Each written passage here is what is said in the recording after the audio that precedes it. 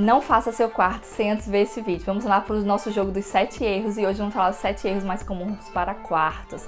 O primeiro erro mais comum é o tamanho da cama, né? Muitas vezes a gente vê quartos pequenos, compactos, com umas camas gigantes, às vezes até king size. Você tem que entender que no momento que você prioriza ter uma cama grande, né, uma cama maior, você acaba prejudicando um pouco o espaço dos demais móveis. Então você vai ter uma cama grande, mas não vai ter um espaço para uma mesa de cabeceira, ou vai ter que ter um guarda-roupa menor, ou até mesmo não consegue ter um móvel para a TV ou uma bancada de estudos e maquiagem.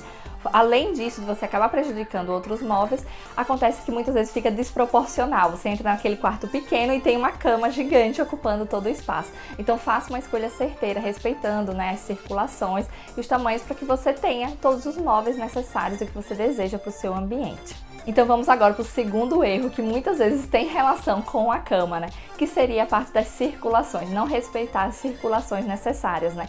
Quando você coloca móveis grandes, seja um guarda-roupa grande ou até mesmo uma cama, acaba que você também fica com um espaço menor para você circular ali. Quantos quartos a gente já não vê que a pessoa, para passar perto da cama, ela tem que passar de ladinho porque não tem a distância adequada? Deixe no mínimo mesmo, 50 centímetros de cada lado da cama, né? A gente gosta de deixar uns 60 centímetros e se você conseguir mais, melhor ainda. Mas respeite as circulações necessárias para o seu ambiente ficar confortável de você usar no dia a dia e não ter que ficar aí passando de ladinho. E o terceiro erro é que muitas vezes as pessoas se preocupam muito com a marcenaria planejada, em fazer um armário, né, fazer os móveis, mas acaba esquecendo de valorizar a parede, principalmente a parede da cama, que é uma parede de muito destaque quando você entra no quarto, é onde fica a sua cama, né?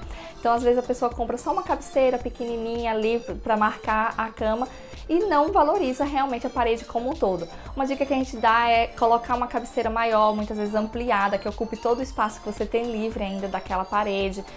Utilizar mesas de cabeceira que façam uma composição com os demais do quarto, utilizar uma iluminação legal, enfeitar essa parede, seja com objetos decorativos, ou com papel de parede, ou com uma pintura diferenciada. Então não esqueça de realmente fazer a decoração. Só os móveis não são suficientes para decorar o seu quarto. E aí nós vamos para o quarto erro, que tem relação com a decoração. Tem gente que se arrisca e acaba comprando alguns objetos decorativos, porém que ou não tem relação com o ambiente ou ficam desproporcionais.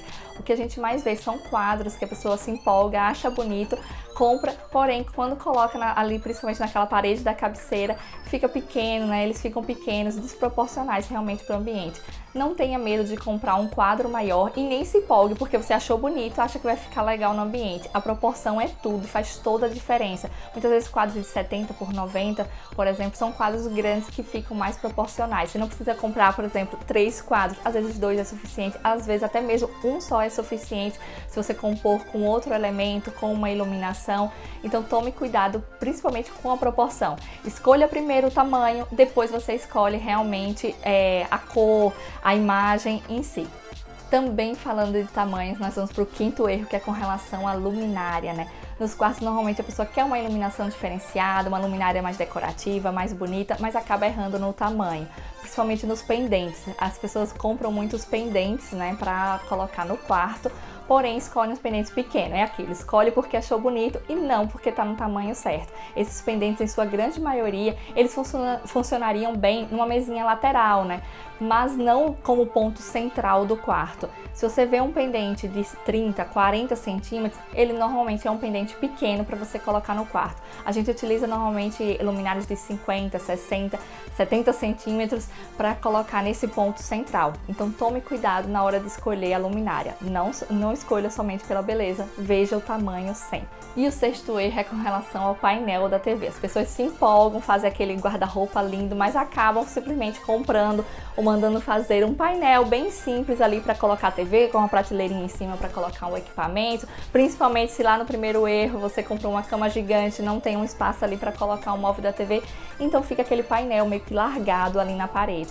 Mesmo que você não tenha espaço para você colocar um móvel, valorize essa parede, utilize esse espaço, faça um painel maior, faça um painel às vezes misturando uma parte lisa, uma parte ripada, ou então fazendo uma pintura diferenciada, mas não simplesmente jogue um painel naquela parede que vai parecer realmente uma coisa que você não queria dar tanta atenção, que você gastou o dinheiro ali fazendo o armário e acabou fazendo aquele painel só para colocar a TV mesmo e pronto. Então, você tem que pensar o quarto como um ambiente completo, né? Onde para todo canto que você olhar, você vai gostar, vai sentir prazer em ficar olhando.